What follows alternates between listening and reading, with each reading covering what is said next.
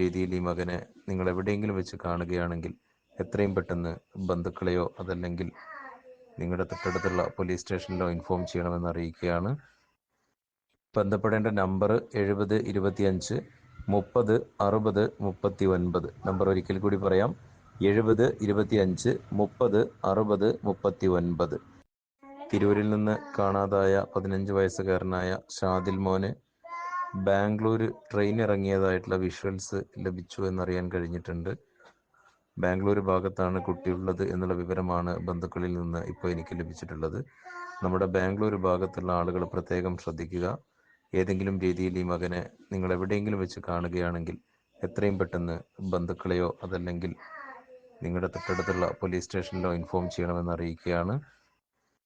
ബന്ധപ്പെടേണ്ട number 7025 30 60 39. Number ഒരിക്കൽ കൂടി പറയാം, 7025 30 60 39. തിരൂരിൽ നിന്ന്